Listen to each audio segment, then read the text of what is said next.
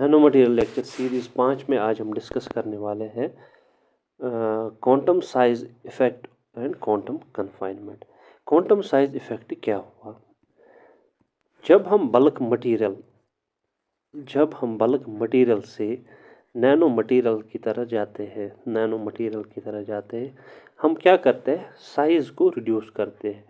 हम physically size को reduce करते हो या हम ऐसा बोलेंगे डायमेंशंस को हम रिड्यूस करते हैं। जो ही हम डायमेंशंस रिड्यूस करते हैं, बल्क मटेरियल से नैनो मटेरियल आते हैं। सेम मटेरियल, चाहे मटेरियल सेम हो, उसकी जो प्रॉपर्टीज़ है वो चेंज हो जाती है।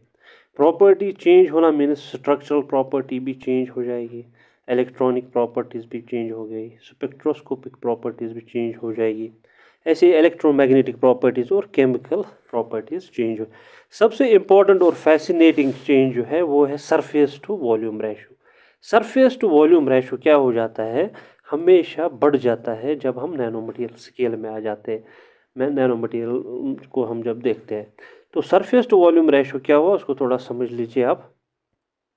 सपोज आपने एक सिंपल क्यूबिक क्रिस्टल लिया, ठीक है, एक सिंपल क्यूबिक क्रिस्टल आपने लिया जिसके सारी डायमेंशंस एक्स वाई जेड या लेंथ, ब्रेड्थ और विड्थ ये सारे बराबर हो।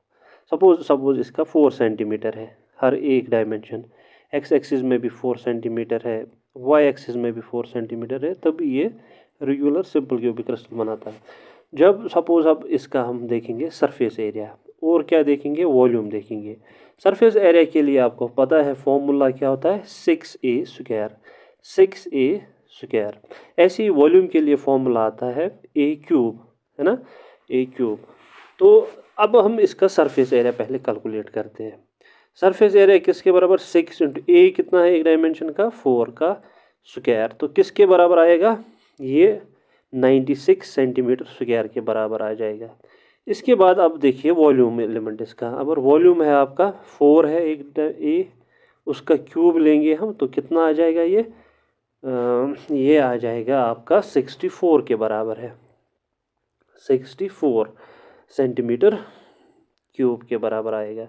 अब आप इसका रेशो देखिए, सरफेस से वॉल्यूम रेशो अगर हम अब इसका देख रहे हैं तो वो कितना आ जाएगा, सरफेस पे वॉल्यूम रेशो इसका तो कितना आ जाएगा, ये 96/64, तो ये बन जाएगा 1.5 सेंटीमीटर इनवर्स सेंटीमीटर। अब इसके बाद हम देखेंगे और एक सिंपल क्रिस्टलाइन क्यूबिक क्रिस्टल जिसका हम अब साइज़ जो डायमेंशंस है छोटा करेंगे। अभी पहले हमने देखा था 4 सेंटीमीटर दिया था हमने ए, अब ए को हम कंसिडर करते हैं सपोज 1 सेंटीमीटर।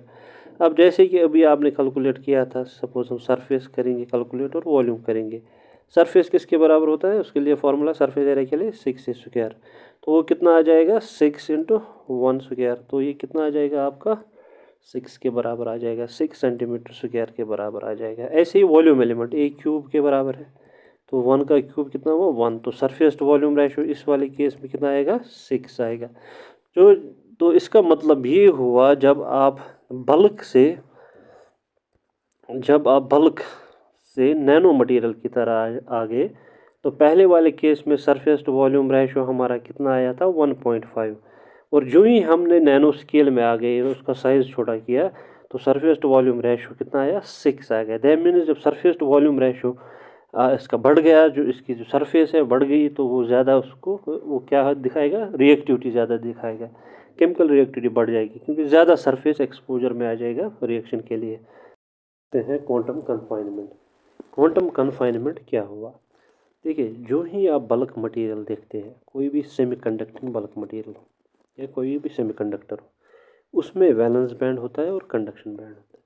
वैलेंस बैंड क्या होता है, जिसमें वैलेंस इलेक्ट्रॉन होते हैं, जो कंटेन करता हो वैलेंस इलेक्ट्रॉन, उसको बोलते हैं वैलेंस बैंड। और जो कंडक्शन बैंड है ये थोड़ा हायर एनर्जी में होता है, उसको बोलते हैं कंडक्शन बैंड। और जो एनर्जी गैप दोनों में, इसको बोलते हैं एनर्जी गैप और फॉरबिडन गैप।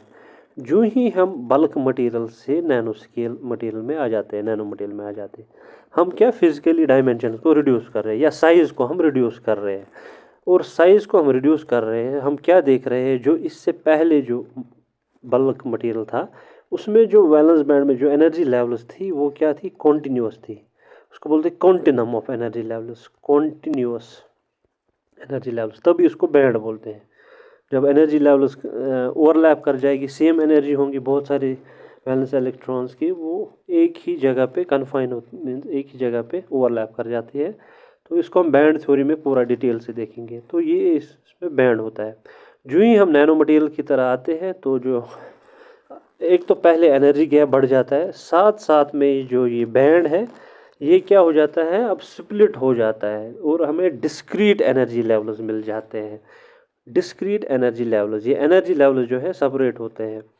तो जो ही हम क्वांटम साइज में आ गए, एक तो एनर्जी गैप बढ़ गई, साथ साथ में जो बैंड है वो अब स्प्लिट हो जाएंगे in the form of discrete energy level. और बल्क मटेरियल में क्या होता है, कंटिन्यूस एनर्जी लेवल्स होते हैं। अब सपोज यहाँ पे वैलेंस बैंड में, ये वैलेंस बैंड है, ये कंडक्शन बैंड है। अब यहाँ पे फ्री इलेक्ट्रॉन्स है, ठीक है।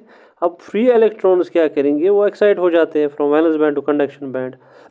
ये तब हो जाएगा जब कंडक्शन बैंड फ्री, खाली होगा या उसमें स्पेस होगा, वैकेंट स्पेस होगा। तो इलेक्ट्रॉन यहाँ से यहाँ जंप हो जाएगा, यहाँ पे इलेक्ट्रॉन आ जाएगा सपोज। अब यहाँ पे क्या क्रिएट होगा, अब वैकेंसी क्रिएट हो गई या होल क्रिएट हो गया, ये होल हो गया। इन दोनों को कलेक्टिवली हम क्या बोलते हैं, इनको एक्साइटोन बोलते हैं। क्या बोलते हैं, एक्साइटोन, इसको बोलते हैं एक्साइटोन। तो जब हम साइज रिड्यूस करते हैं कोई सेमीकंडक्टिंग मटेरियल से नैनो स्केल मटेरियल में आते हैं, तो एनर्जी गैप इंक्रीज हो जाता है, जिसकी वजह से ये जो एक्साइटोन है, इलेक्ट्रॉन और होल, ये कन्फाइन होता है, ये कन्फाइन हो जाता है। और जो इलेक्ट्रॉन है वो इस डिस्क्रीट एनर्जी लेवल में कन्फाइन हो जाता है, ये यहाँ से इधर जा ही नहीं पाता है। ऐसे इफेक्ट को हम बोलते हैं क्वांटम कन्फाइनमेंट। अब आप यहाँ पे देखिए, अगर आपको याद है जब हमने नैनो मटेरियल स्ट्रक्चर्स देखे थे, तब हमने बल्क में देखा था। बल्क मटेरियल में क्या होता है, कोई भी डायमेंशन कन्फाइन नहीं होती है। यहाँ पे ये देखिए, ये 3D मटेरियल है। अब किसी भी डायरेक्शन में जो फ्री इलेक्ट्रॉन है ईजिली मूव कर जाता है। अब जो ही हम किसी एक डायमेंशन को, सपोज यहाँ से इसको हमने एक, ये इस डायरेक्शन में, ये डायरेक्शन में बता रहा हूँ, सपोज ये एक्स एक्सिस है, इसको हमने कन्फाइन किया, इसको हमने रिड्यूस किया, तो हमें ऐसे 2D मटेरियल मिल जाएगा। ऐसे 2D शीट में ये एक डायमेंशन हुआ, ये दूसरा डायमेंशन हुआ। तो एक डायमेंशन को आपने कन्फाइन किया, उस डायमेंशन में इलेक्ट्रॉन फ्रीली मूव नहीं कर पाएगा। इसलिए यहाँ पे लिखा है जो बल्क मटेरियल में है उसमें कन्फाइनमेंट जो है, डायमेंशन जो डायमेंशन कन्फाइन नहीं होती है, वो ग्रेटर देन 100 नैनोमीटर स्केल में आता है और इलेक्ट्रॉन फ्रीली किसी भी डायरेक्शन में मूव कर जाता है। और उसमें जो डिलोकलाइजेशन डायमेंशन जो है 3 होते हैं, मीन्स तीनों डायरेक्शन में इलेक्ट्रॉन क्या होता है, किसी भी डायरेक्शन में डिलोकलाइज हो जाएगा, एक जगह से दूसरी जगह जाएगा, टू एंड फ्रो, वहाँ से वापस आएगा, उसको बोलते हैं डिलोकलाइजेशन। इसके बाद जो ही हम बल्क से क्वांटम वेल की तरह आ जाते हैं, ये 2D मटेरियल क्वांटम वेल कब बनता है, जब हम एक डायमेंशन को कन्फाइन करते हैं। देखिए यहाँ पे Z एक्सिस पे हमने एक डायमेंशन ये वाला कन्फाइन किया, और 2 डायमेंशन हमारे अनकन्फाइंड है, या मीन्स 2 डायमेंशन में डिग्री ऑफ फ्रीडम भी आप इसको बोल सकते हैं। डिग्री ऑफ फ्रीडम, 2 डायमेंशन में डिग्री ऑफ फ्रीडम है, इलेक्ट्रॉन फ्रीली मूव कर जाएगा। डिग्री ऑफ फ्रीडम क्या हुआ, independent direction of motion of electrons. उसके बाद हम जब और एक डायमेंशन को हम अब हम जो 2D शीट है इसमें और एक डायमेंशन को हम हटा देंगे, ये वाला ये वाला साइड इसको हटा देंगे, तो हमें ऐसे एक लाइन मिल जाएगी, एक वायर मिल जाएगा, क्वांटम वायर। ये सिर्फ 1 डायमेंशन है ना, एक डायमेंशन को हम इसमें देखेंगे। तो इसमें देखिए 2 डायमेंशन एक्स और वाई एक्सिस को कन्फाइन किया है, और डिग्री ऑफ फ्रीडम सिर्फ एक साइड में है, एक डायरेक्शन में इलेक्ट्रॉन मूव कर जाएगा। उसके बाद होता है क्वांटम डॉट, जब तीनों के तीनों डायमेंशन बल्क मटेरियल में तीनों डायमेंशन को आपने रिड्यूस किया, नैनो स्केल में लाया, आपको क्वांटम डॉट मिलता है। और जो पार्टिकल जो होते हैं या फ्री इलेक्ट्रॉन्स हो, वो बिल्कुल ऐसे बिहेव करते हैं क्वांटम वेल में, जैसे आपका एक पार्टिकल है एक सिंगल डायमेंशनल बॉक्स में, ये एक सिंगल डायमेंशन बॉक्स है जिसका एक ही डायमेंशन होगा, उस बॉक्स में एक पार्टिकल फ्रीली मूव कर जाता है। उसके बाद है 2 डायमेंशनल बॉक्स, क्वांटम वायर में जो फ्री इलेक्ट्रॉन होता है वो बिहेव करता है सपोज ये एक बॉक्स है, ये इलेक्ट्रॉन कहीं पे भी इस बॉक्स में हो सकता है, 2 डायमेंशनल बॉक्स में। फिर आ जाता है 3 डायमेंशनल बॉक्स, जब एक इलेक्ट्रॉन 3 डायमेंशनल बॉक्स में हम देखते हैं, ये हम क्वांटम केमिस्ट्री जब उठाएंगे तब आपको बताएंगे। फ़िलहाल के लिए आपको ये देखना है नैनो मटेरियल स्ट्रक्चर, उनकी रिप्रेजेंटेशन, और फ्री इलेक्ट्रॉन ऐसे ही बिहेव करता है। तो आपने देखा जब हमने बल्क मटेरियल से नैनो स्केल में जाते हैं, एक फैसिनेटिंग साइज़ में चेंज आ जाता है, रिड्यूस हो जाता है, और साथ साथ में ही उसके साथ में ही प्रॉपर्टीज़ में चेंज आता है, केमिकल प्रॉपर्टीज़ में, बाकी इलेक्ट्रॉनिक प्रॉपर्टी में बहुत सारा चेंज आता है जब हम डायमेंशन को कन्फाइन करते। तो आई होप ये वीडियो आपके लिए यूज़फुल होगा, आगे भी लाते रहेंगे हम वीडियोस। कोई भी क्वेश्चन क्यूरी आप मुझे कमेंट करिए, मैं उस पर रेस्पॉन्स दूंगा। और हमारे चैनल को आप सब्सक्राइब करिए, और हम CSIR नेट बेस्ड मटेरियल अब आगे आगे आप लोगों के लिए लाएंगे। Thank you.